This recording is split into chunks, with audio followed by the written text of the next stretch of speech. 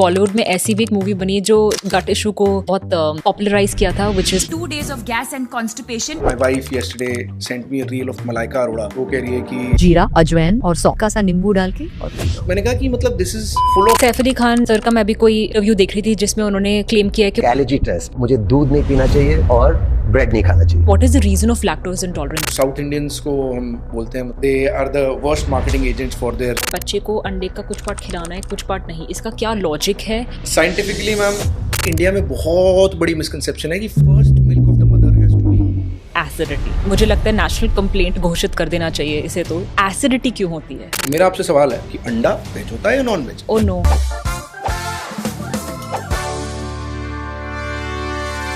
They say the way to a man's heart is through his stomach. But honestly, this also holds true for women, for kids and for our lovely seniors too. खाना हम सबको पसंद है।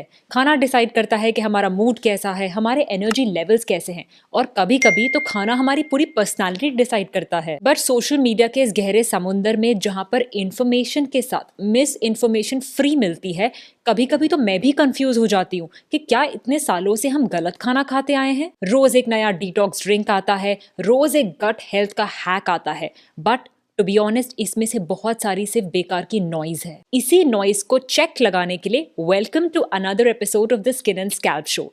और इस episode में हम बात करेंगे सीधी सिंपल भाषा में about gut health. So let's welcome our guest doctor Shubham Vatsya. Sir एक गैस्ट्रोएंट्रोलॉजिस्ट है। He is a DM in gastroenterology which is a top speciality. Sir हमेशा से ही एकेडमिकली एक टॉपर रहे हैं और प्रेस्टिजियस इंस्टीट्यूट से उन्होंने अपनी डिग्रीज हासिल की हैं। सर को अपने डिपार्टमेंट में लोग पॉपुलर वॉकिंग टॉकिंग हैरिसन के नाम से बुलाते हैं। हैरिसन वही बुक है जो मेडिसिन के स्पेशलिस्ट पढ़ते हैं।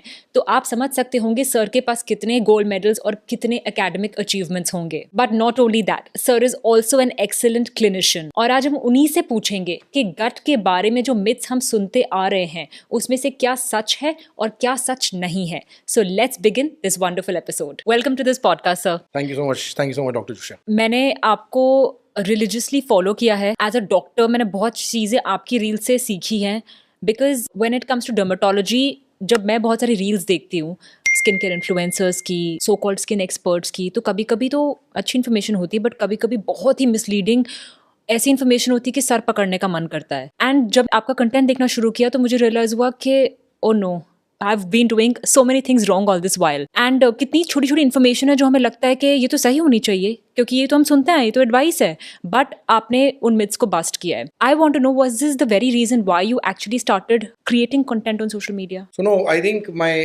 the first reason was that my patients were actually getting influenced by people online, and what they were telling me was purely not scientific and not academic. Social media does one thing to you, it makes you believe in something. Now belief is like religion. Once you believe in a religion, there's no what do you call logic or science behind it. So if there's a fan following of someone online, it becomes very tough to make them understand. मैं उनको समझा नहीं पा रहा था कि नहीं ऐसा नहीं होता है। तो इसलिए मुझे लगा कि उनको पता ही नहीं है, और एक बेचारा पेशेंट है वो कैसे जज करे एक डॉक्टर को। उसे नहीं पता मैं कितना पढ़ता था लाइब्रेरी में, मैं कितनी मेहनत करी है, मैंने MBBS कहाँ से करी है, मैंने MD कहाँ से करी है, मैंने DM कहाँ से करी है। वो बेसिक चीज़ों से जज करता है कि मेरे क्लिनिक आया तो स्टाफ ने कैसे बात करी, वेटिंग एरिया कैसा था, गूगल रिव्यूज़ कैसे हैं, इंस्टाग्राम फॉलोअर्स कितने हैं, यूट्यूब सब्सक्राइबर्स कितने हैं। तो मुझे लगा कि इंसान सही आदमी के पास पहुँच ही नहीं सकता, एक्सपर्ट के पास पहुँच ही नहीं सकता, क्योंकि एक्सपर्ट को जज करने के तरीके विद टाइम बहुत ज़्यादा बदल गए हैं। So that was the turning point where I wanted to create relevance with the correct scientific information. So that was the time I started making content, because I thought that as doctors we have to change with time and we have to come online and take that responsibility of spreading awareness amongst the general population. आप जो आप सिर्फ बता रहे थे कि बहुत सारे लोग आप ही को क्वेश्चन करते हैं, ऐसे कौन से 3 मिथ्स हैं जो आप जनरली सुनते हैं और आपको लगता है कि ये अभी अभी ट्रेंड करना शुरू किए, ये ऐसा पहले कोई मानता नहीं था? मैम ऐसा है कि सुबह उठ के पहली चीज़ क्या लूँ, मतलब अगर मैं अजवाइन पानी पहले ले लूँगा या मैं लाइम वाटर पहले ले लूँगा या ये चीज़ पहले ले लूँगा, तो मुझे इस इन्फ्लुएंसर ने बोला बहुत बढ़िया है। My wife yesterday sent me a reel of Malaika Arora, जो कह रही है कि मेरे स्किन का राज ये है और मैं इतनी ओल्ड एज में भी इतनी फिट इसलिए हूँ कि मैंने अजवाइन डाली इसमें, सुबह उठ के उसे ओवरनाइट अजवाइन और फ्लैक्स सीड्स सोक किए, पानी को डिस्कार्ड किया, फिर उस पानी को उबाला, उसमें नींबू निचोड़ के डाला और सुबह मैंने पहले लिया तो मेरी डिटॉक्स ड्रिंक बन गई। तो मैंने कहा कि मतलब this is full of antioxidants in the time of the day is not important कि आप किस टाइम पे लो. आप एंटीऑक्सीडेंट्स ले रहे हो, आप संतरा खा रहे हो तब भी वही कर रहे हो, आप एप्पल खा रहे हो तब भी वही कर रहे हो, आप केला खा रहे हो तब भी वही कर रहे हो. द थिंग इज, जो भी आप ये न्यूट्रिशन की बात कर रहे हो, पहली चीज आप एंटीऑक्सीडेंट्स खाने की बात कर रहे हो, विटामिन सी रिच फूड खाने की बात कर रहे हो, फाइबर की बात कर रहे हो, हाइड्रेशन की बात कर रहे हो. तो ये बहुत बड़ा एक मिथ है कि हाँ सुबह उठ के ये मुझे करना है तो मैं अच्छा रहूंगा. तो दूसरा मिथ मुझे लगता है कि बहुत सारे इन्फ्लुएंसर्स ने किया हुआ है कि इस ऑर्गन के लिए ये बेस्ट खाना है, इस ऑर्गन के लिए ये बेस्ट खाना है, आपको स्किन अच्छी रखनी है तो आपने ये खाना है, अपने लिवर अच्छा रखना है तो ये खाना है. यस, कुछ चीजें हैं जो साइंस प्रूव करती है, बट वो कहीं बात नहीं होती. One of my reel around went 50 million, like I told you, that black coffee is very good for liver. तो ये NEGM का आर्टिकल है जिसपे रैंडमाइज कंट्रोल ट्रायल भी हुए हैं, जिसमें एक्चुअली प्रूव हुआ है कि yes, black coffee is the only substance which can remove fat from your liver, but it can not replace diet, lifestyle and weight loss. Fatty liver का actual treatment diet, lifestyle, weight loss है. Black coffee helps. अब alcohol is the worst thing for liver, but अगर आप बोलो कि alcohol P low और black coffee मत पियो, तो वो सब मिक्स हो जाता है इन सब चीजों में, because you want to sound correct not scientific. फिर एक बहुत ही कॉमन मिथ है कि fruit juices are very healthy for you. It's a very big myth. मतलब मिथ्स का मिथ्स है, it's the granddaddy of myths. Because आपने क्या किया, जो बेस्ट पार्ट ऑफ फ्रूट है फाइबर, वो हटा दिया और आपने प्योर फ्रक्टोज पी लिया. और फ्रक्टोज की अब्जॉर्प्शन ग्लूकोज से बिल्कुल अलग होती है साइंटिफिकली. मतलब SGLT1 के थ्रू, SGLT2 के थ्रू ग्लूकोज अब्जॉर्ब होता है और GLUT5 के थ्रू फ्रक्टोज अब्जॉर्ब होता है. और फ्रक्टोज की पैसिव अब्जॉर्प्शन होती है. मतलब अगर जनता को समझाना है तो डायरेक्ट छन्नी से चले जाते हैं. ग्लूकोज को अब्जॉर्ब करने में फिर भी एनर्जी लगती है और ये सारा फ्रक्टोज आपके लिवर में जाके फैट में कन्वर्ट होता है. अगर if not as bad as alcohol, fruit juices become just 1% less bad for your liver. तो ये काफी कॉमन 3 मिथ्स हैं जो मेरे दिमाग में रैंडमली आपने बात करी तो आए. Just a follow-up question on this. When you say that coffee is very good for liver, what is the logic behind it? There are polyphenols, there are antioxidants, there is anorectic effect, and it is an observational study which has seen that yes, the chances of cirrhosis, the chances of liver fibrosis, the chances of liver cancer are 1/3 to 40%, 33 to 40% lower in regular consumers of black coffee. Black coffee means black. No cream, no sugar. Have they mentioned any dosing, as in how many cups of black coffee? So, cups का नहीं है. There are studies which say 78 milligram of what do you call caffeine, of cocoa caffeine. Not मतलब ऐसे नहीं कि आपने जो normal coffee चल रही है वो cocoa. Yes, there are studies which dose बताती हैं, but मैं अपने patients को बोलता हूँ that it is an acquired taste. Like a lot of my patients drink alcohol and they enjoy alcohol. So I asked them कि पहली बार आपने शराब पी थी तो आपको कितनी टेस्टी लगी थी? नहीं लगी थी. तो ये सब अक्वायर्ड है. तो हम very practically I asked them कि आप 2 सिप्स से शुरू करो और 10 दिन 2 सिप्स पीजिए. 11th डे से 4 सिप्स पीजिए. ऐसे कर करके हमें 3 से 4 कप पहुंचना है before 4 PM. And if you are on the heavier side, ये this is my thing because I have lost around 38 kgs fat in the last 3 years pure with diet and exercise.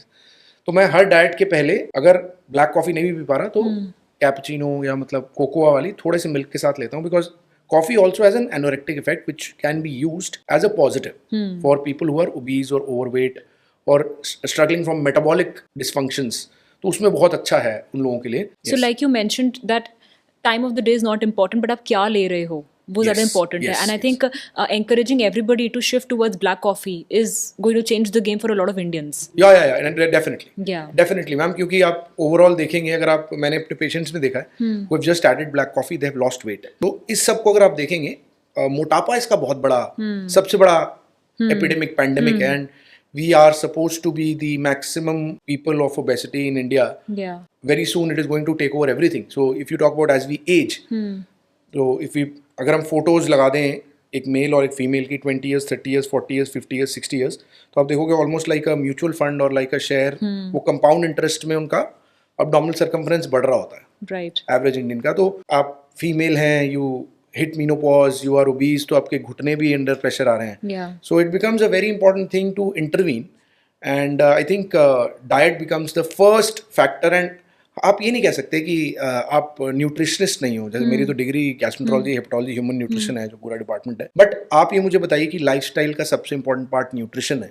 And to the masses, if you don't talk about nutrition, then I don't think you are doing sense. और patient को भी doctor से सुनना है कि क्या खाऊं, कैसे खाऊं. सेलिब्रिटी से नहीं सुनना है. That's true. मैंने कुछ दिन पहले एक रील देखी थी जिसमें आई थिंक एक डॉक्टर ही कह रहे थे कि डॉक्टर्स को सिखाया जाता है कि बीमारी को कैसे ठीक करते हैं. उनको ट्रेनिंग नहीं दी जाती है of basics of human health या फिजियोलॉजी. एंड ये सुनकर मैं भी शॉक हो गई थी कि अगर मैं किसी को स्किन के डिजीज के बारे में बता रही हूँ, so I first have to learn the physiology. Till I do that, मैं खुद ही उसकी पैथोफिजियोलॉजी या उसमें क्या एरर्स हैं ये नहीं समझ पाऊंगी। मैम पर आप उन बेचारे इन्फ्लुएंसर को समझो ना, जिनका Yeah. घर ही ये बोल के चल रहा है कि आपको कुछ नहीं आता और मेरे को कुछ नहीं आता। आप Yeah. समझिए कि मतलब अगर जिस लेवल पे न्यूट्रिशन आज मैं बता रहा हूँ, अगर मैं बताता रहता हूँ तो बहुत सारे न्यूट्रिशनिस्ट को बुरा लग जाएगा कि यार Yeah. ये क्यों कर रहा है ऐसा। आप समझ रहे हैं? तो मतलब उनके बारे में भी सोचना पड़ेगा कि उनको डर लग रहा है कि वो भूखे ना मर जाए। Yeah. It's not wrong on their part, but the point is that we are actually the OGs of science. मतलब हमने पहले पीएमटी क्रैक किया, ऑल इंडिया रैंक लाए, इंडिया के टॉप मेडिकल कॉलेजेस जहाँ पे लोग मरते हैं घुसने के लिए, जो आईएएस लेवल की एंट्रेंस से भी मुश्किल एंट्रेंस मानी जाती है, वहां से पढ़े हुए हैं। मेरी ऑल इंडिया रैंक 72 थी पीएमटी में, ऑल इंडिया रैंक 17 थी एमडी में, ऑल इंडिया रैंक 1 थी डीएम में। तो मैं कितना मेहनती होऊंगा ये उस बेचारे को क्या पता। Even Americans prefer Indian doctors. अगर आप मिडिल ईस्ट में जाएंगे, दुबई के शेख, यूएई के शेख भी इंडियन डॉक्टर्स प्रेफर करते हैं। और ऑस्ट्रेलिया जाएंगे वो भी इंडियन डॉक्टर्स प्रेफर करते हैं। उन्हें पता है ये लोग मेहनती हैं, ये लोग पढ़े लिखे हैं, they are the best at what they do. But yes, we are told that talking to the general public is wrong, Yeah. like putting your face online is wrong. That is what we are taught. So I think it's time we adapt. Yeah. We adapt and we actually take that responsibility कि ठीक है भाई, मतलब I'll be ethical, but I will create awareness which is scientific, which is correct, and with time people will definitely believe me because I am correct. Yeah. So that is the whole thing which I want to thank you for bringing me to this platform कि मैं शायद पहला podcast second podcast किसी doctor के साथ कर रहा हूँ, और ये हम जनरल पब्लिक के लिए कर रहे हैं। First was for medical students. Yeah. जब एक एक्ने का पेशेंट आता है तो मैं हमेशा उसे डाइट की काउंसलिंग करती हूँ। जब एक सोराइसिस का पेशेंट आता है वो मुझसे पूछता है डॉक्टर क्या खाना है, क्या खाना मना है। जब एक हेयर फॉल का पेशेंट आता है, my first thing it starts with what is your diet like. So I know that skin and gut are very very related, but अगर हमें ऑडियंस को समझाना है बहुत सिंपल भाषा में कि कैसे गट स्किन को इफेक्ट करती है, तो आप वो जो गट स्किन एक्सेस होता है उसको थोड़े सिंपल टर्म्स में समझा सकते हो। Yes ma'am. सो हमारी गट में कलेक्शन ऑफ बैक्टीरिया होते हैं, इसे गट माइक्रोबायोम बोला जाता है। और गट माइक्रोबायोम जैसे हमारा जीनोम है, जैसे आप में आधा डीएनए मदर से आया, आधा फादर से आया, मेरे में आधा मदर से आया, फादर से आया, ऐसे ही हमारा कलेक्शन ऑफ माइक्रोब्स कह लीजिए या बैक्टीरिया कह लीजिए इन आवर होल गट। तो trillions of bacteria are there. तो ये भी हर इंसान का एक फुटप्रिंट है। So the gut microbiome is a very important thing, जो पूरा कलेक्शन है। और इसमें दो तरह के बैक्टीरिया होते हैं, the good bacteria and the bad bacteria. इनका बैलेंस होता है, and when the good are more than the bad it is called eubiosis. Eu means good, biosis means जीना। तो ये आपस में गुड के फेवर में जी रहे। इसी तरह किसी भी कारण से bad diet, over use of antibiotics over the counter, over use of what you call fried food, over use of processed food, तो बैड बैक्टीरिया आउटग्रो करते हैं गुड बैक्टीरिया। ये जो कंडीशन होती है इसे डिसबायोसिस बोला जाता है। डिसबायोसिस साइंटिफिकली प्रूवन है, जो favour of bad bacteria scientifically proven है, बहुत सारी बीमारियों का एक फर्टाइल ग्राउंड बनता है। जब डिसबायोसिस होता है तो आपको एक कंडीशन डेवलप होती है जिसे लीकी गट बोला जाता है। तो ये जो बैड बैक्टीरिया ये एंडोटॉक्सिन्स प्रोड्यूस करते हैं, जो बैक्टीरियल बैड टॉक्सिन्स होते हैं, और लीकी गट के साथ ये टॉक्सिन्स आपके ब्लड में आते हैं। This creates a systemic inflammation with a pro inflammatory storm. मतलब कुछ ऐसे पदार्थ होते हैं शरीर में, इंटरल्यूकिन 1, TNF अल्फा, जो इसमें ज्यादा प्रोड्यूस होते हैं। That reaction can definitely target not only the skin but multiple organs. When it targets the skin, it's called the gut skin axis. When it targets the brain, it's called the gut brain axis. When it targets any other organ, so it starts from the gut microbiome. और ऐसी studies हैं जो gut microbiome को fatty liver से, alcoholic liver disease से, acne से, psoriasis से, acne rosacea से, एक्जिमा से, आपके हेयर फॉल से, आपके अल्जाइमर डिजीज से, पार्किंसन डिजीज से, it's not limited to one organ. So there are multiple studies जो आपके अभी भी चल रही हैं, not established. It's called faecal microbiota transplant, कि आपके अगर बैक्टीरिया ठीक नहीं है गट के, तो एक दूसरे इंसान के पॉटी यूज करके, बहुत ग्रोस साउंड करेगा, but it's actually true, they use it into that individual to clear the whole abnormal axis related to the microbiome. तो गट में जो बैक्टीरिया है, समा गुड बैक्टीरिया जैसे आपने कहा, उसको प्रिजर्व हम कैसे कर सकते हैं, और क्या चीज़ अपनी लाइफस्टाइल में चेंज कर सकते हैं जिससे हमारा गट बैक्टीरिया हेल्दी रहे? सबसे इंपॉर्टेंट है आपका BMI लेस देन 27 होना चाहिए फॉर एन इंडियन। मतलब if you are a normal what you call not overtly weight lifting kind of a guy, because अगर गाय और गर्ल, अगर आपकी बहुत ज्यादा मसल्स हैं तो आपका वेट ज्यादा हो सकता है, तब बॉडी फैट कॉम्पोजिशन की बात आती है। बट सबसे इंपॉर्टेंट है ओबेसिटी को टारगेट करना। And this becomes a chicken egg theory कि गट डिसबायोसिस से ओबेसिटी होता है कि ओबेसिटी से गट डिसबायोसिस होता है। तो मेरा पेशेंट को बोलना है कि गट डिसबायोसिस को हम तब टारगेट करेंगे जब आप एक बार ओबेसिटी को इराडिकेट करेंगे। तो ओबेसिटी को टारगेट करना बहुत जरूरी है। तो ये सारी चीजें घुमा फिरा के क्या हो जाती हैं, सबसे इंपॉर्टेंट मैम डाइट आ जाती है। मतलब and why diet to eat good is tough, because it brings the most important thing into play, which is discipline. It's very easy to do, but it's very easy to do consistently. So that is why it's called a lifestyle. So diet, exercise, mental health. ये तीन चीजें सबसे important हो जाती हैं आपके good gut bacteria के लिए। तो डाइट में हम बात करें तो 3 F बोलता हूँ। F for fibre, F for fermented foods and F for fasting. Fibre आपके लिए बहुत जरूरी है। मतलब आई थिंक आपको वेट लॉस करना है, सो मैं इसको बोल सकता हूँ आपके लिए बेस्ट ब्रेकफास्ट है fermented food of curd with chia seeds, fibre. So it gives you a very condensed form of fibre, condensed form of fermented probiotic which gives you fullness, which gives you दो hunger pangs नहीं आते, मतलब एकदम से crash नहीं होता आपका sugar level. एक परसिस्टेंट आपको एनर्जी और परसिस्टेंट फुलनेस मिलती है which decreases the amount of calories you going to take. And then fasting, मतलब this is one of my secrets of the whole journey of 38-40 kgs of weight loss is time restricted eating. Yeah. मतलब if you can actually follow the old natural method of eating after sunrise and closing it before sunset, I think you give a natural washout to the body and you actually live with good bacteria. तो ये तीन चीजें मैं आपको बता सकता हूँ, जैसे Instagram पे hacks बोलते हैं या tips बोलते हैं, they definitely work. तो सर ये जो 3 F's के आपने बारे में बात की, fibre, fermented foods and fasting, I want you to elaborate on this for our audience. या सो मैम फाइबर अगर आप देखिए तो वेजिटेरियन फूड में मैक्सिमम है, नॉन वेज में बेयर मिनिमम है। और अगर हम फाइबर की बात कर रहे हैं तो अगर मैं टॉप 5 चीजें आपको बता पाऊँ, so chia seeds are very good, flax seeds are very good, और all kind of fruits are amazing, और normal basic fruits, apples, oranges, bananas, थोड़े fancy fruits, strawberries, blueberries, blackberries. Yeah and fermented foods में कुछ examples? Curds आपके ma'am fermented food, South Indian सारा food बहुत fermented है अगर आप उसे फ्राई नहीं कर रहे तो। इडली, कोकोनट जो चटनी बन रही है उसके साथ वो फर्मेंटेड है। फिर सांबर अगर आप वेजीज के साथ ले रहे हो तो फाइबर और प्रोटीन दोनों है। तो साउथ इंडियंस को हम बोलते हैं मतलब न्यूट्रिशन में कि they are the worst marketing agents for their amazing foods as compare to हम नॉर्थ इंडियंस। तो मतलब बटर चिकन और दाल मखनी और शाही पनीर जिसमें इतना सारा तेल होता है और नान्स और इस सब को इतना बढ़ चढ़ के मार्केट कर देते हैं। But I think fermented foods के लिए the best breakfast would be idli sambar और a dosa made in olive oil, replace the aloo with the paneer if you vegetarian. So ये फर्मेंटेड है सब कुछ। And butter milk ma'am basic, आप दही लस्सी पिलाओ। Yeah they say that you must have breakfast like a king. Yeah पर किंग में आपको आलू के पराठे खाने की जरूरत नहीं है, Yes, मुझे लगता है। yes. I am not saying कि आप साधु बन जाओ, whatever you can do consistently, we have to be consistent, that's the um, discipline way में। I think I have covered your fibre and fermented food. Yeah. Fasting में ma'am let's touching upon intermittent fasting, 16-8, 12-12, 8-16, बहुत लोग मुझसे बहुत कुछ पूछते हैं। I think it's like बनिए की दुकान देखिए आपने, इट्स लाइक अ गल्ला, like there the currency is money, कि एक तरफ आपकी आमदनी एक तरफ खर्चा है। तो आपका एम होता है कि your earnings have to be more than your expenditure so that you take something home. So when we replace it by calories, if you want to lose weight, it's mathematical. Your calorie burning has to be more than your calorie intake. Only then your reserve fat will be used or reserve calories will be used.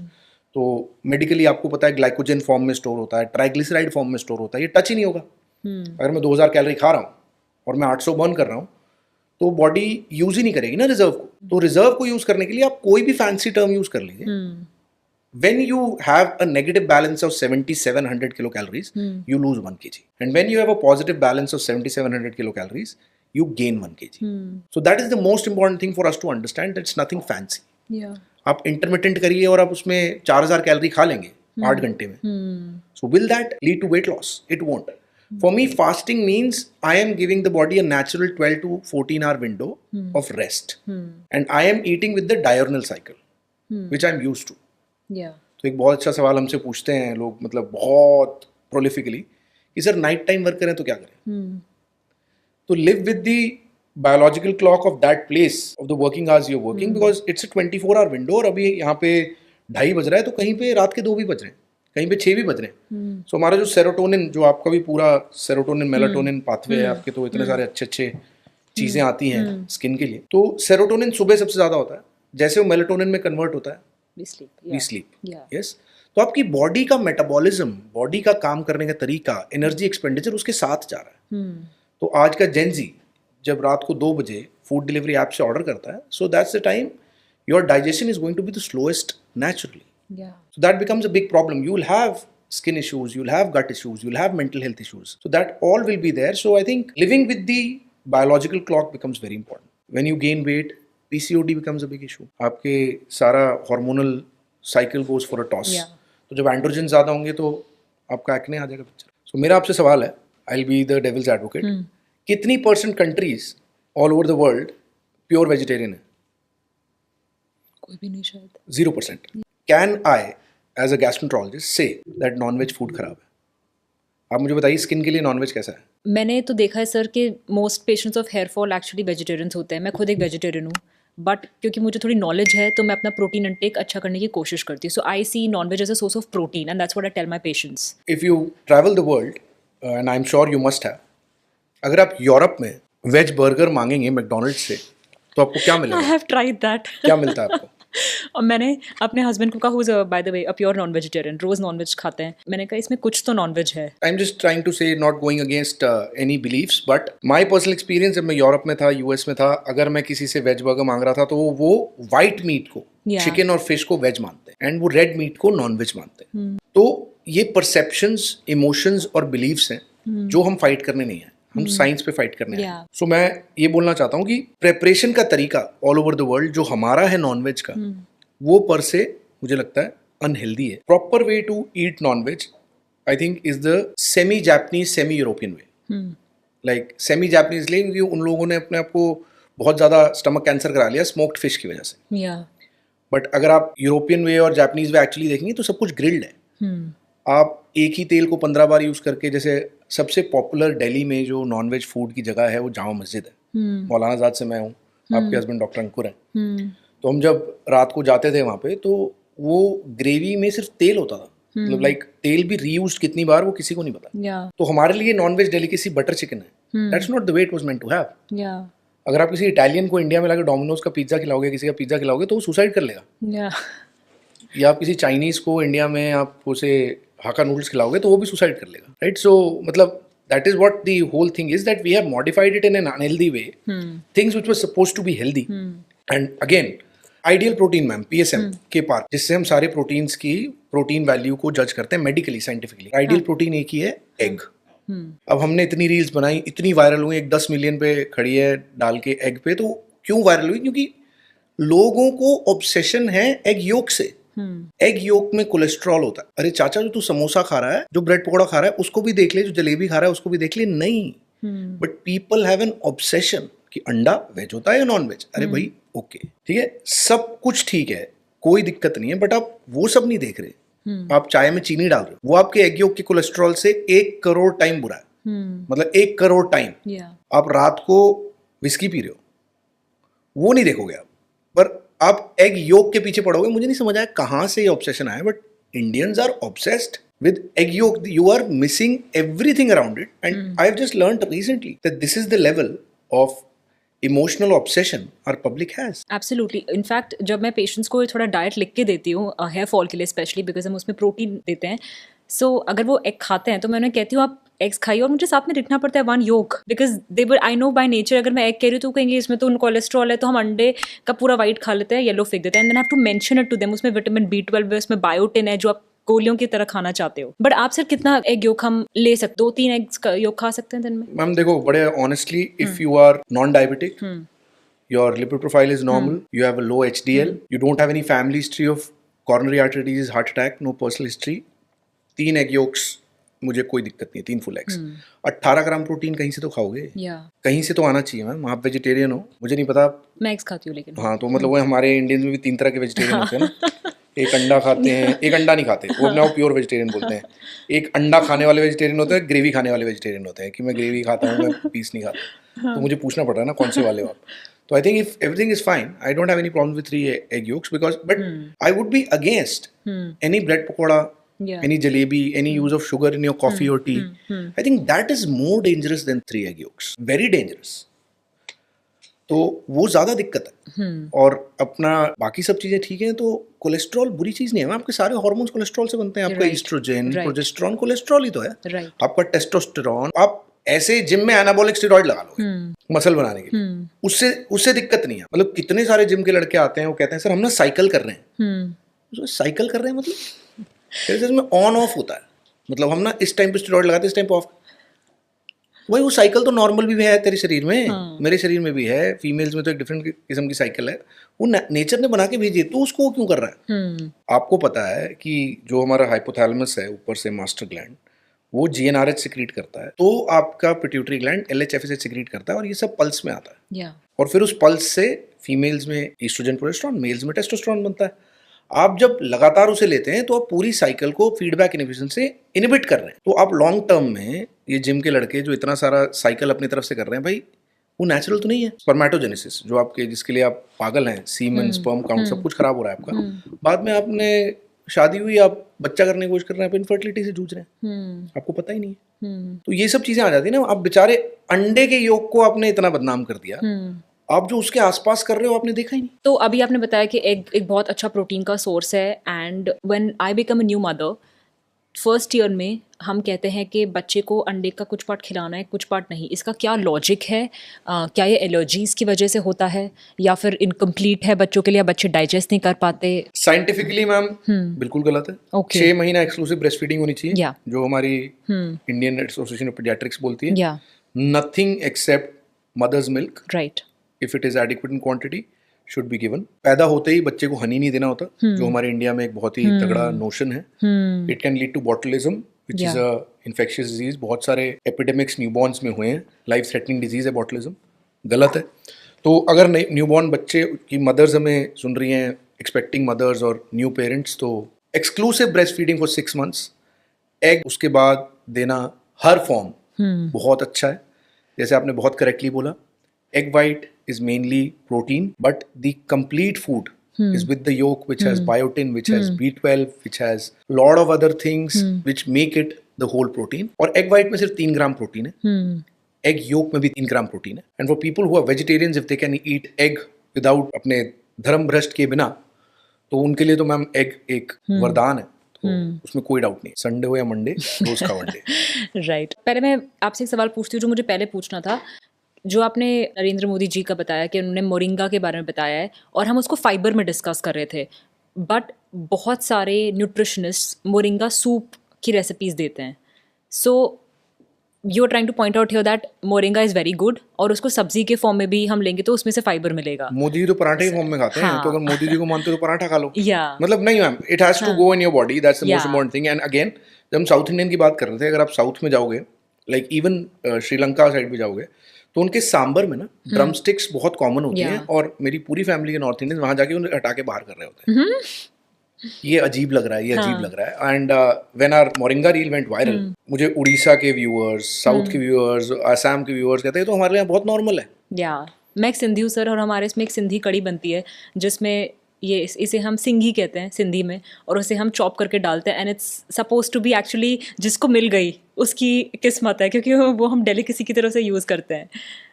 So I completely agree. It's a very good thing. And जब से obviously Modi साहब ने बोला, तब से ज़्यादा popular हुआ, even for people like us. मुझे भी इतना नहीं पता था, मैंने भी रिसर्च करी अपने पेशेंट्स के लिए, मैंने भी उसको ऐड किया अपनी diet. I think it's a very good thing. ऐसी कुछ चीज़ें आपको लगता है जो गट को सेंसिटाइज करती है अर्ली एज में, हम बच्चों को अवॉइड कर सकते हैं? गट माइक्रोबायोम की जो हम बात कर रहे थे, वो हर चीज़ पे डिपेंड करता है। डिलीवरी किस रूट से हुई, या वजाइनल डिलीवरी हुई या सिजेरियन सेक्शन हुआ, क्योंकि जो फीमेल है उसके वजाइनल ट्रैक्ट में कुछ ऑर्गेनिजम्स होते हैं और स्किन पे अलग होते हैं। राइट। तो जो बच्चा वजाइनली डिलीवर हो रहा है वो अलग माइक्रो ऑर्गेनिजम्स को एक्सपोज हो रहा है, जो सिजेरियन सेक्शन से डिलीवर हो रहा है वो अलग ऑर्गेनिजम्स को एक्सपोज हो रहा है। तो एलर्जीज आपकी गट माइक्रोबायोम पे डिपेंड करती हैं। जैसे बहुत सारी चीजें हैं इंडिया में जो मैं अभी आपको बताऊंगा जो बहुत इंपॉर्टेंट है। तो पहली चीज ये हो गई। दूसरी चीज हो गई, बच्चे को पहले क्या मिला? शहद मिला, माँ का दूध मिला। जैसे एक इंडिया में बहुत बड़ी मिसकंसेप्शन है कि first milk of the mother has to be ignored, but that is colostrum, that is the mother of vitamin A. That is the mother, grandmother of nutrition. तो कोलोस्ट्रम मिलना चाहिए बच्चे को सबसे पहले, उसके बाद एक्सक्लूसिव ब्रेस्ट फीड मिलनी चाहिए। मिली कि नहीं मिली, ये बहुत सारी एलर्जीज डिसाइड करता है। जो आपका ग्लूटेन इतना पॉपुलर है, जो बहुत ही पॉपुलर हो रखा है, मैं ग्लूटेन सेंसिटिव हूँ। Classically ma'am gluten sensitivity medically सिर्फ 2 फॉर्म होते हैं, coeliac disease and non coeliac gluten sensitivity. वो ऐसे नहीं होती, but exclusively breastfed babies have significantly lower gluten allergy in their life. 6 महीना पूरा होते ही you can add wheat, you can add दाल का पानी, egg becomes very important. एकदम से नॉनवेज नहीं भी ऐड करें चलेगा, बच्चा चबा भी नहीं पाएगा, दांत भी नहीं है, तो लिक्विड दे रहे हैं जो हम दे रहे हैं। चिकन सूप आप देना चाहते हो दे दीजिए, मुझे दिक्कत नहीं है। Like my wife has seen me from, because my wife is daughter of my father's best friend, so we came in touch like that. तो जब मैं छोटा था मेरे बाल नहीं थे, और जितने थे वो ब्राउन थे और पैची थे, and I became a semi non vegetarian because of medical college. Survive करना अगर इंडिया के बाहर रहा ट्रेनिंग में, तो बहुत जगह पॉसिबल नहीं है आज भी। तो she saw me, I was expected to lose all my hair by 30, so now I am 37, 38, but my hair have grown denser, blacker, and the patches have gone away, and my wife collaborates it to my protein intake. अब देखिए दूसरी चीज होती है, आज जैसे हम एक ट्रांजिशन में हैं, हम एक प्योरली लो सैनिटेशन पब्लिक फील्ड्स यूज करते हुए टॉयलेट से धीरे धीरे करके हम पहुंच रहे हैं सैनिटाइजेशन की तरफ। इसके पॉजिटिव्स नेगेटिव्स दोनों हैं। मेडिकली इसे हाइजीन हाइपोथेसिस बोला जाता है। बहुत सारी बीमारियां इंडियंस में नहीं होती, बहुत स्टर्डी होते हैं, बिकॉज हम मिट्टी में खेले थे बचपन। तो हमें क्या क्या एक्सपोज हुआ है, हमारा गट माइक्रोबायोम उस एनवायरमेंट को, तो उससे वो कितना स्टर्डी बना, तो बहुत सारी एलर्जीज हमें नहीं हुई। इसी तरह बहुत क्लीन जो लोग रह रहे हैं, बच्चे कभी मिट्टी में गए ही नहीं, पेरेंट्स की एंजाइटी इतनी हाई है कि उन्हें खेलने भी नहीं भेजा, यहाँ गिर जाएगा, वहां गिर जाएगा, ये हो जाएगा, वो हो जाएगा, तो वो बहुत चीजों को एलर्जिक हो गए। So that plays a major role in allergy. खड़े होके बोल देना कि मैं एलर्जिक हूँ, I think that becomes again a very big fad, because just using your platform to call this, बहुत सारे फूड एलर्जी टेस्ट अवेलेबल है मार्केट में, 100% प्योर स्कैम है। I wanted to ask you this because हम बिल्कुल नहीं करते, और मेरी फेलोशिप है एलर्गोलॉजी में फ्रॉम जर्मनी, एंड वहाँ पे तो ये टेस्ट बिल्कुल परफॉर्म नहीं किए जाते। It's not scientifically backed. Yeah. You are just making people emotionally believe something. Yeah. That's it. Yeah. That's it. मतलब मेरे पास इतने सारे लोग आते हैं, मैं कहता हूँ मैंने इतनी पढ़ाई कर ली, मुझे तो ये टेस्ट भी नहीं पता क्या होते हैं। वो 15 पेज की रिपोर्ट होती है, 15,000 रुपए का टेस्ट होता है। हाँ. मैम और क्या, वो जापान की कौन सी लैब है जो नूरो गुड़गांव साइड में 15,000 रुपए की कोलॉन थेरेपी, हाइड्रोथेरेपी होती है, पता नहीं ABC करके क्या करते हैं, सारे अमीरजादे जाते हैं। मेरे को समझ ही नहीं आया, मतलब मेरे पास इतने पेशेंट्स आते हैं फोर्टिस में भी, क्लिनिक में, I am not able to understand कि is this the need of the hour. Do you think is related to the nocebo effect? Explain कर दो नोसीबो इफेक्ट क्या होता है। मतलब अगर प्लेसिबो इफेक्ट पता है तो ये मैं पहली बार सुन रहा हूं। अगर आपके टेस्ट में आ गया है कि इससे एलर्जी है, आप एलर्जिक होगे भी नहीं, बट आपको खाते से लगेगा कि कुछ तो गड़बड़ चल रही है, तो नेगेटिव प्लेसिबो हो गया। यस मतलब बिल्कुल obviously ma'am. See as you have said, you have read psychiatry, so Sigmund Freud, the father of psychiatry, who read the human brain, said that 99.9% individuals live the VABE theory, VABE. Yeah. V for victimization, A for accusation, B for blame, E for expectations. ये emotions का game है। So I want to feel that कुछ गलत है, और कुछ गलत है, और किसी ने मुझे बता दिया कि गलत है। The major world is living in that perception that nobody understands me. I'm a victim of life. Yeah. तो उसमें आपको एक लैब आके बोल रही है तो इसके भी एलर्जिक है, तो इसके भी एलर्जिक है, तो इसके भी एलर्जिक है। मैंने ऐसी ऐसी एलर्जी सुन ली है मैडम, मैं पी एलर्जिक हूँ, मैं भरता एलर्जिक हूँ। ये मेरे को एक पेशेंट ने आके बोला, क्यों? मेरे टेस्ट में आया बैंगन से एलर्जी है।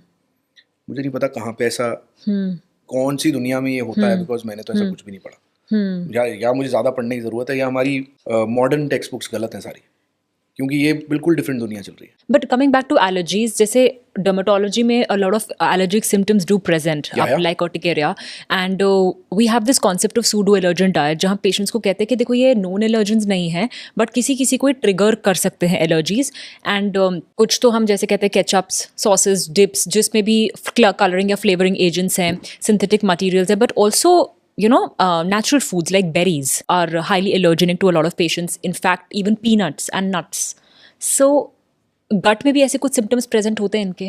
नहीं, but you are right. In specific cases, you can be sensitive to something. More than allergy, I would conventionally call it sensitivity. Sensitivity. Because for allergy to occur, I think, if I'm correct, according to Robbins' textbook of pathology, you need a mast cell to come into the area and secrete histamine. Yeah. If that is not happening, Yeah. क्योंकि majority of these मैंने भी देखा है, ये antihistaminics को नहीं respond करते. And allergy per se has to respond to Yeah. antihistaminics. दूसरी चीज, आपके जो classical contact dermatitis होता है, कितना common है, मतलब detergents और ये सब. Again, it's an atopy. Yes. It's an allergy. Yes. Again, to not a known allergen. But what is the treatment? To hit and trial से ढूंढ के उसे eliminate करना. हर डर्मेटोलॉजी का सोल्यूशन स्टेरॉइड नहीं है. Yeah. You will agree. हर गैस्ट्रोएंटरोलॉजी की बीमारी का सोल्यूशन एलर्जी नहीं है. और डाइट इंपॉर्टेंट है, बट डाइट हेल्दी रखने के लिए, आप बीमार होते हैं तो एक स्पेसिफिक कंसल्टेशन जरूरी है. तो I think I am trying to bring the allergy thing to a grey area कि एलर्जी है कि सेंसिटिविटी है.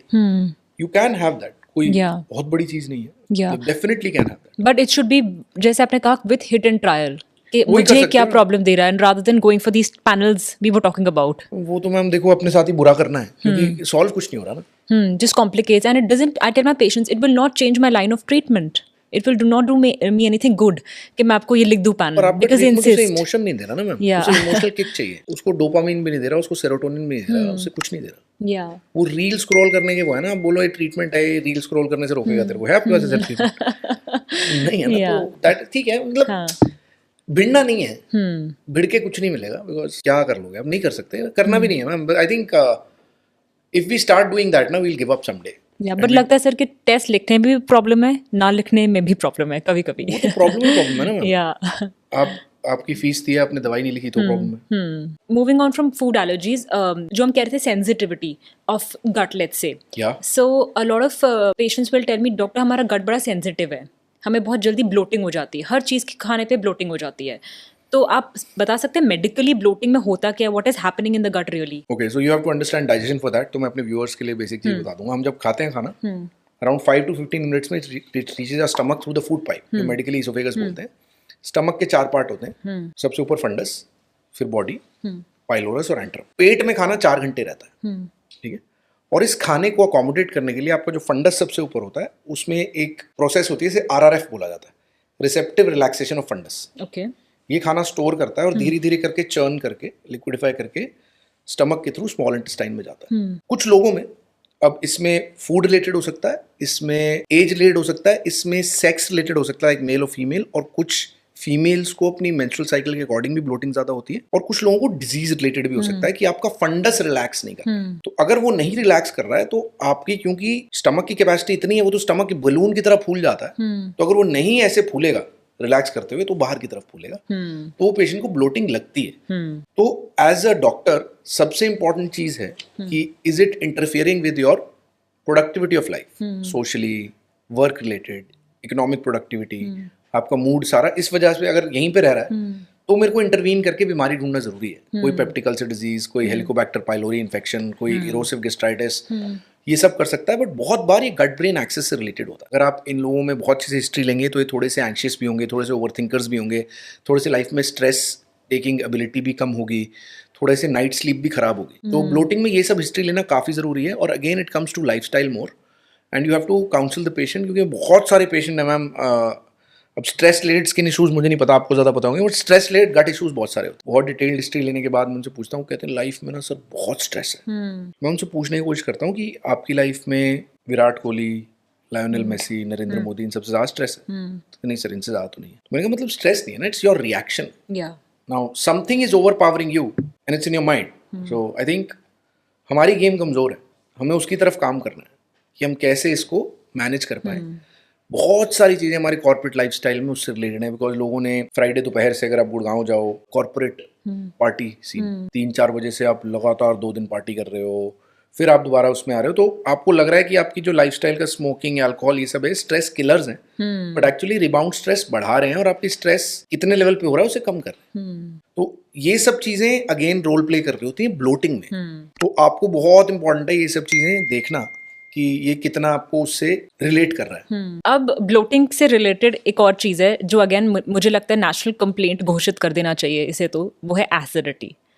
हर जने को एसिडिटी है, सुबह उठ के एसिडिटी है, रात को सोने से पहले एसिडिटी, आधी रात को एसिडिटी है. तो एसिडिटी क्यों होती है? अगर बहुत कॉमन, सबसे कॉमन कारण है एसिडिटी का जो आपको लगता है प्रैक्टिस पे देखते हैं? सिम्टम अगर एसिडिटी कोई बोल रहा है तो मैं सोचता हूँ कि आपको मिडिल ऑफ द चेस्ट में बर्निंग हो रही है। ओके, सो पर से दिस मीन्स कि आपका जो मैंने बताया था फूड पाइप और स्टमक के बीच का जंक्शन है, जिसमें एक वाल्व होता है जो यूनिडायरेक्शनल वाल्व होता है, ऊपर से नीचे खाना जाने देता है, नीचे से ऊपर नहीं आने देता, जिसको लोअर इसोफेजियल स्फिंक्टर बोलते हैं साइंटिफिकली। उसका काम होता है नीचे से ऊपर आने से बचाना, क्योंकि acid is a good thing, acid is not a bad thing. Acid हमारी बॉडी का एक डिफेंस मैकेनिज्म है जो बहुत सारे बैक्टीरिया को मारता है जब हम खा लेते हैं। एसिड डाइजेशन के लिए भी बहुत जरूरी है। कुछ लोगों में ये जब एसिड ऊपर आता है, क्योंकि फूड पाइप एसिड को झेलने के लिए नहीं बनी, तो उनको एसिडिटी फील होती है। इसको बोला जाता है हमारी भाषा में GERD, gastro oesophageal reflux disease. It is primarily a lifestyle issue again. Some common risk factors are obesity, मोटापा, smoking, alcohol, chocolates, mints, spicy foods, and poor lifestyle like lying down immediately after eating food, and stress. So these becomes the common factors of acidity. But on the other side, there are a good amount of people who we investigate who have the symptom of acidity but no reflux. Okay, उनको acid reflux नहीं हो रहा पर acidity हो रही है। ये purely functional group में आते हैं साइकोसोमैटिक सिम्टम्स के साथ, जो अगेन गट ब्रेन एक्सिस से रिलेटेड है। Okay, This becomes stress, poor lifestyle, anxiety, overthinking. So this becomes a primary component of the disease. With all this, there becomes substance abuse like alcohol, smoking. With all of that, the calorie intake and obesity. So it becomes a big picture. या okay, So this acidity is actually a very big issue, but can be organic like a GERD, and can be functional or a psychosomatic thing which becomes to lifestyle. तीसरी चीज, treatment क्या है GERD का? हमारी country में I guess percentage में बोलूँ तो 50% से ज्यादा लोग ओहो, खाते दैट हैं। Was supposed to be my next question. या PPIs, Yes. यस, तो यही मेरा अगला सवाल था सर। ये पैंटॉप या कोई भी PPI जो लोग कैंडी की तरह खा लेते हैं, इसका क्या इफेक्ट है गट पे? So PPIs, proton pump inhibitors, the popular ones like pantoprazole, like omeprazole, like esomeprazole, like lansoprazole. What do they do? Acid का निकलना ही बंद कर रहे हैं। Acid production from the parietal cell of the stomach को inhibit कर देते हैं। या दिक्कत एसिड की नहीं है, लाइक यू या सेड इन तो the start, acid at the wrong place है, या एसिड ही नहीं है पर सिम्टम है, और आपने बेचारे एसिड को मार दिया। आप एक 50 साल की महिला हैं जिनके बॉडी में पहले एस्ट्रोजन प्रोजेस्टेरोन खत्म हो गया है क्योंकि आपको मेनोपॉज हो गया है, तो अब आपकी हड्डियां पहले कमजोर हैं। आपका गैस्ट्रिक एसिड चाहिए कैल्शियम अब्जॉर्प्शन के लिए, मैग्नीशियम अब्जॉर्प्शन के लिए, विटामिन B12 अब्जॉर्प्शन के लिए, आयरन अब्जॉर्प्शन के लिए। आपने चारों चीजें उड़ा दी, तो आपको पोस्ट मेनोपॉजल फ्रैक्चर्स भी हो रहे हैं, आपको आयरन डेफिशिएंसी एनीमिया भी हो रहा है, आपको मैग्नीशियम डेफिशिएंसी भी हो रही है, सब कुछ हो रहा है। आप इंडिया में हैं जहाँ पे आयरन डेफिशिएंसी इतनी तगड़ी चीज है। आयरन डेफिशिएंसी में आपका हेयर फॉल, आपकी स्किन डार्क, आपका क्या क्या नहीं होता। B12 डेफिशिएंसी में आपकी नकल हाइपरपिगमेंटेशन, क्या क्या डर्मेटोलॉजिकल कितने साइंस होते हैं। तो आप एक 30-year-old फीमेल जो वैसे ही आयरन डेफिशिएंट है, वो PPI खा रही है क्योंकि उसको एसिडिटी इतनी है, वो खाई जा रही है। और हमारी एक कंट्री है जिसमें ओवर द काउंटर आपको कुछ मिल जाता है ना। नहीं मिलेगा तो किसी का कोई ना कोई दोस्त होगा जो दिला देगा। तो आप खा रहे हो तो आपका आयरन कभी ऊपर ही नहीं आ रहा। आपने आयरन चढ़वा लिया फिर भी नहीं आ रहा। आपने आयरन की टैबलेट्स खा ली, सप्लीमेंटेशन तो भगवान के नाम पे होती है यहाँ पे, तो नहीं हो रहा। तो PPIs से ma'am acute kidney injury, CKD इतना कॉमन हो गया अब आज के टाइम। PPIs आपके एसिड को मारते हैं, तो आपके गुड बैक्टीरिया बैड बैक्टीरिया का बैलेंस, और एक बार गट माइक्रोबायोम गया तो इतना कुछ हो जाता है। आपको पता नहीं लगता क्योंकि आपने गैस की दवाई को तो प्रसाद की तरह खा लिया, तो प्रसाद तो कभी खराब हो नहीं सकता। सो दैट्स द प्रॉब्लम। तो ये सब पूरा एक साइकिल बन जाती है, एंड हमें टैकल करने में बहुत दिक्कत होती है। तो सैफ अली खान सर का मैं अभी कोई इंटरव्यू देख रही थी जिसमें उन्होंने क्लेम किया है कि उनको लैक्टोज इंटॉलरेंस है और वो उनकी एलर्जी रिपोर्ट में आया है। और ये हम बहुत कॉमनली सुनते हैं कि सर हम तो लैक्टोज इंटॉलरेंट है, हम तो बिल्कुल पीते ही नहीं है दूध। सो ये एक्चुअली एलर्जी कितनी कॉमन है, what is the reason of lactose intolerance? No, lactose intolerance is a known thing. या दो तरह की होती है, प्राइमरी लैक्टोज इंटॉलरेंस और secondary lactose intolerance. As we age, जैसे हमारी उम्र बढ़ती है, तो स्मॉल इंटेस्टाइन की जो सेल्स होते हैं उसमें finger like, hair like projections होती हैं, विलाय बोलते हैं। विलाय की टिप पे एक एंजाइम होता है, इसे लैक्टेज बोलते हैं। लैक्टेज लैक्टोज को 2 मॉलिक्यूल्स ऑफ मोनोसैकेराइड में तोड़ता है, डाइसैकेराइड। तो विद एज देखा गया कि कुछ लोगों में ज्यादा स्पीड से, कुछ लोगों में कम स्पीड से लैक्टेज की मात्रा कम होती जाती है। तो लैक्टोज टूट नहीं पाता, अब्जॉर्ब नहीं हो पाता, तो खाना खाने के बाद, दूध पीने के बाद ब्लोटिंग एंड डायरिया कॉमन है। इसको लैक्टोज इंटॉलरेंस बोला जाता है। फेयरली कॉमन सिचुएशन, किसको किस एज पे आएगी नहीं पता। फूड रिपोर्ट में नहीं आ सकती है, या डोज ऑफ लैक्टोज पे डिपेंड करती है। ओके तो कुछ लोगों को डबल टोन मिल्क सूट करेगा, कुछ लोगों को फुल क्रीम नहीं सूट करेगा, ऐसा होगा किसी लोगों को बिल्कुल सूट नहीं करेगा। कुछ लोगों को दूध से बनी हुई चाय, आधा पानी आधा दूध, दूध से बनी हुई कॉफी सूट करेगी, कुछ लोगों को वो भी सूट होना बंद हो जाएगी। जनरली इन लोगों को कर्ड और बटर मिल्क और पनीर से दिक्कत नहीं होती, बिकॉज ये फर्मेंट होके ओवरनाइट लैक्टोज लैक्टिक एसिड में कन्वर्ट हो जाता है। इसका टेस्ट होता है स्टूल पीएच, क्योंकि जब आपको लैक्टेज नहीं तोड़ पाता तो बैक्टीरिया इससे लैक्टिक एसिड बनाते हैं। तो नॉर्मली आपके पॉटी का पीएच, मार्कर ऑफ एसिडिटी होता है, 5.5 के ऊपर होता है। ओके जब stool pH goes below 5.5, it is called a diagnostic test of lactose intolerance. Okay but yes, कुछ बहुत सारे पेशेंट्स हमें आके तो बोलते ही हैं, हम उन्हें बोलते हैं कि अगर दही से आपको एलर्जी हो रही है, दही से दिक्कत हो रही है, पनीर से दिक्कत हो रही है, देन हम किसी डिफरेंट जोन में है, क्योंकि उनमें लैक्टोज नहीं होता। राइट ठीक है, तो हमें एक स्टूल पीएच टेस्ट करना चाहिए to actually document lactose intolerance. तो सैफ अली खान साहब को किसी लैब वैब ने पैसे ना दिए हों, क्योंकि ये बड़े डूबियस से लोग होते हैं, सेलिब्रिटीज। क्योंकि जैसे आपने सैफ अली खान की बात करी, तो हम तो बोलते हैं कि अक्षय कुमार साहब 3 बजे सो जाते हैं, उठ जाते हैं, सॉरी, रात को सनसेट के बाद सो जाते हैं, बट वो वही हैं जो जुबान केसरी और इस सब की टोबैको के एड्स भी करते हैं, डिस्गाइज मार्केटिंग करते हैं। तो मतलब सोच समझ के आई थिंक इनकी बात को मानना मुझे लगता है has to be taken with a pinch of salt, या क्योंकि ये लोग कोई भी बयान बदल सकते हैं और हम में से कोई भी देख नहीं रहा कि ये क्या एक्चुअली लाइफ में करते हैं और क्या ये और फाइनेंशियल रीजंस कर रहे हैं। तो डेफिनेटली इन्फ्लुएंस होती है मीडिया, और इसलिए मुझे लगता है इन लोगों को ज़्यादा रिस्पॉन्सिबल होना चाहिए। बट रिस्पॉन्सिबिलिटी की बात करें तो बॉलीवुड में ऐसी भी एक मूवी बनी है जिसने गट इशू को बहुत पॉपुलराइज किया था, विच इज़ पीकू। एंड उसमें बहुत फेमस डायलॉग था कि इंसान का इमोशन उसके मोशन से जुड़ा है। एंड हम देखते हैं ओल्ड एज में, जो ऐसा मूवी में दर्शाया भी गया है, ओल्ड एज में ये सिम्टम्स ऑफ कॉन्स्टिपेशन कॉन्स्टेंटली आकर। नाउ उस मूवी में 1-2 डायलॉग्स हैं, जैसे कि घूमने से कुछ नहीं होगा, जाके बैठिए तब जाके पूप आएगी। तो थोड़ा इस टॉयलेट हैबिट्स की बात कर लेते हैं। क्या घूमने से एक्चुअली मोशन आता है? तो yes ma'am, it is one of the lifestyle modifications which is prescribed to people with constipation. So it is said that regular brisk walking along with good amount of water and fiber are the 3 most important okay lifestyle modifications for chronic constipation. And yes, as a country we are obsessed with poop. या भारत में potty आने का मतलब है fresh होना। मतलब सुबह उठ के अगर मैं पॉटी नहीं जा रहा तो मैं फ्रेश नहीं हो रहा, which is again a convention. हम बहुत ज़्यादा ऑब्सेस्ड हैं, और बहुत सारे लोग ऐसे हैं जो अपने पॉटी को देख के एनालाइज करके, हम तो वो लोग हैं क्योंकि हमें सुबह उठते हैं तो गुड मॉर्निंग मैसेज के साथ पॉटी की फोटोज भी होती हैं कि डॉक्टर साहब देखो राजमा खाए थे वैसे वैसे बाहर आ गए, चने खाए थे वैसे वैसे बाहर आ गए। तो I think yes we are obsessed with potty and we can't do much about it, but yes we can make the people aware कि हर रोज पॉटी नहीं आ रही। तो ऐसा नहीं है कि हर रोज पॉटी आएगी। आप जर्मनी में थे, हर रोज पॉटी नहीं आती लोगों को वहाँ पे। हमें आती थी क्योंकि हम फाइबर रिच कंट्री थे। आज हमने उसे प्रोसेस्ड रिच कंट्री बना दिया है। फूड डिलीवरी एप्स ने हमारे लिए सब कुछ ईजी कर दिया है। तो ईजी किया है और डाइट खराब करी है। मुझे नहीं पता कितने लोग रेगुलरली फ्रूट्स खाते हैं, या जैसे बाहर जा रहे हो, जैसे बच्चे थे, मम्मी कहती है ले एप्पल ले जा, चाहते आते खा लियो। कितने लोग ऑफिस जाते हुए गाड़ी चलाते हुए एप्पल खा रहे होते हैं। आई डोंट थिंक अब वो एक नॉर्म है, जबकि होना चाहिए। आपको भुजिया नहीं खानी चाहिए, आपको उसी जगह एप्पल खाना चाहिए। An apple a day keeps the doctor away. 2 apples a day keeps the doctor twice away. Same for banana. आपको स्नैकिंग करनी है, आपको बनाना खाना चाहिए, आपको रोस्टेड पीनट्स खाने चाहिए। तो वो सब चले गया कहीं पे। And again the amount of dry fruits which we eat I think must be at an all time low with upcoming kids also. वही है। आई थिंक ये सब चीज़ें इंपॉर्टेंट हैं जो हम नहीं फॉलो कर पा रहे हैं, तो फिर हम कह रहे हैं हमें प्रेशर नहीं बन रहा है। और उस मूवी में एक और डायलॉग है, योर कॉन्स्टिपेशन इज हियर।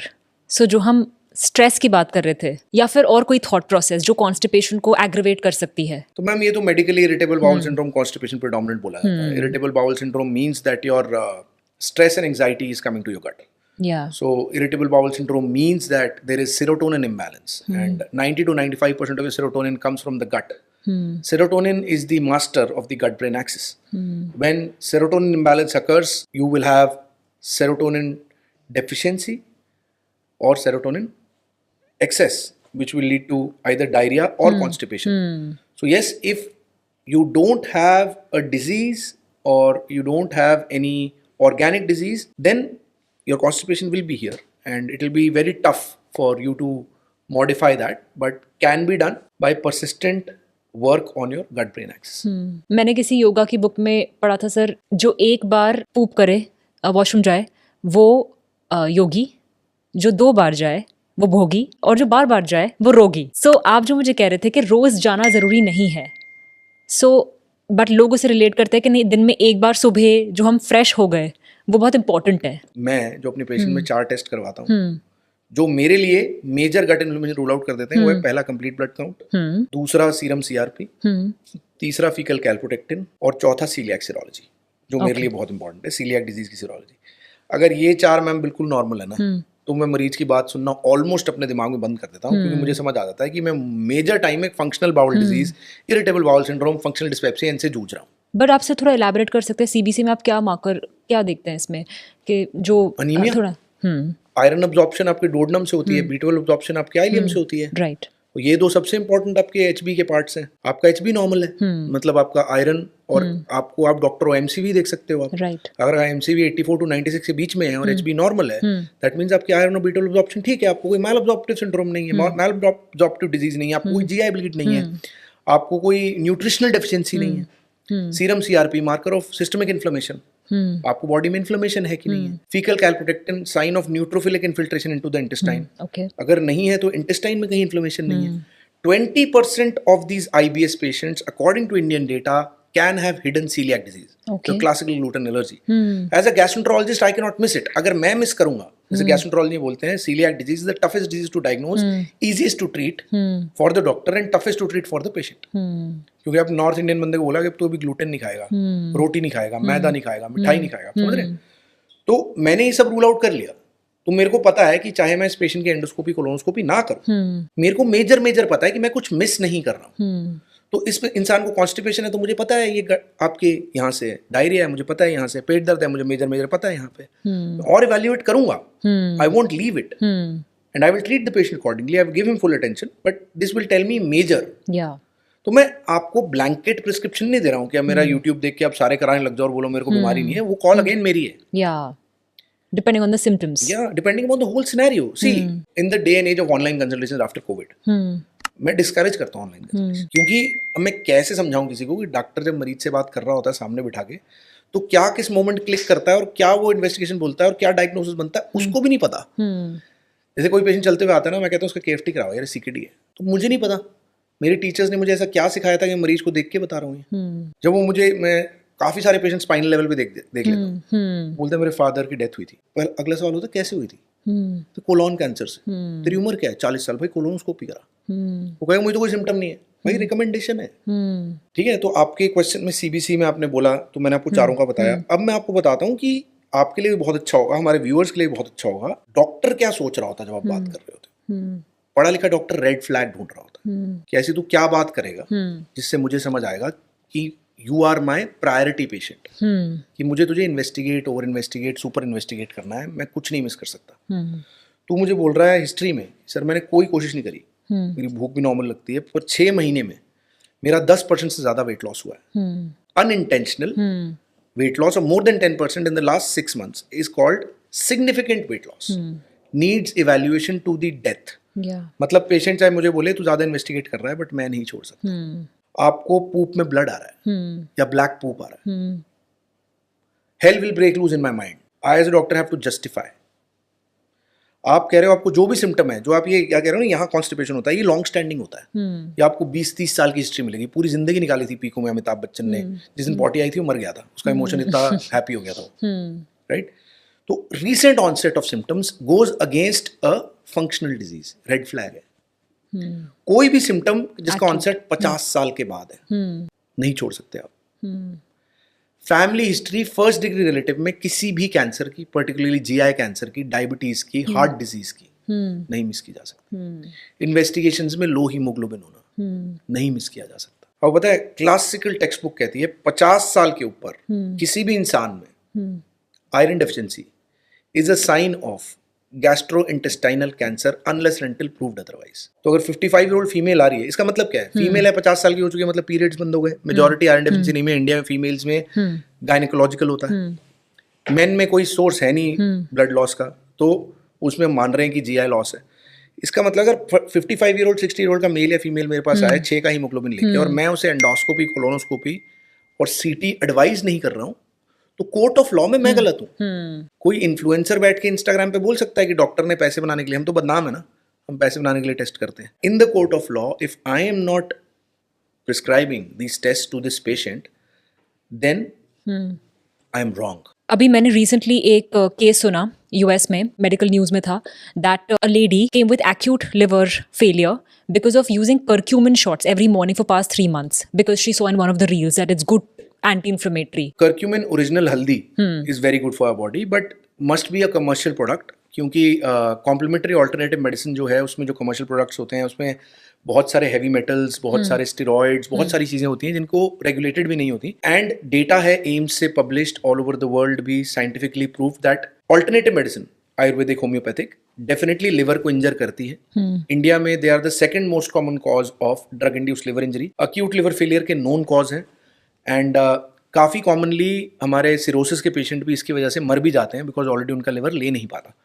तो ये मिथ नहीं है, ये बिल्कुल सही न्यूज़ है जो आपने पढ़ी कि आपको आयुर्वेद और होम्योपैथिक दवाई से आपका लिवर बेटर होता है जैसे बिलीव करते हैं, बल्कि साइंटिफिकली आयुर्वेदिक, होम्योपैथिक और ऑल्टरनेटिव मेडिसिन से definite liver injury, liver failure और decompensation of already proved liver disease होती है। A lot of my friends in the US have started asking me कि अभी जब मैं ट्रैवल कर रही थी कि आप हमारे लिए इसबगोल ला सकते हो, क्योंकि psyllium husk is becoming very very popular and relevant in the US, और जबकि इंडिया में बहुत हमारे तो ग्रैंड पेरेंट्स उसी पे रहते हैं। I want to know the importance because from what I understand it's good for your gut health. I want to understand the importance. Regularly भी लोग उसे ले सकते हैं या कोई मेडिकल कंडीशन में उसे लेना है? नहीं मैम, साइलियम हस्क लेने में कोई दिक्कत नहीं है। आप उसे कर्ड के साथ भी ले सकते हैं, पानी के साथ भी ले सकते हैं। इसबगोल हो गया वो, it is an osmotic laxative. Problem हमें स्टिमुलेंट लैक्सेटिव से है, कायम चूरन से, सेना से, जो ये हम नॉर्मली लेते हैं। ये ऑस्मोटिक लैक्सेटिव पानी खींचता है आपकी गट में कॉन्स्टिपेशन रिलीव करने के लिए। स्टिमुलेंट लैक्सेटिव आपको जैसे घोड़े को डंडा मारते हैं, गधे को डंडा मारते हैं, वैसे डंडा मारता है लार्ज इंटेस्टाइन को फ्लश आउट करने के लिए। तो अगर आप ऑस्मोटिक लैक्सेटिव ले रहे हैं तो आप सेफ काम कर रहे हैं। जैसे आपके बहुत सारे लैक्टुलोज और ये सब फार्माकोलॉजिकल सब्सटेंसेस भी हैं, ये आपके एक्चुअल साइलियम हस्क का ही काम कर रहे हैं। मुझे साइलियम हस्क लेने में कोई दिक्कत नहीं है। It's a natural fibre. Okay.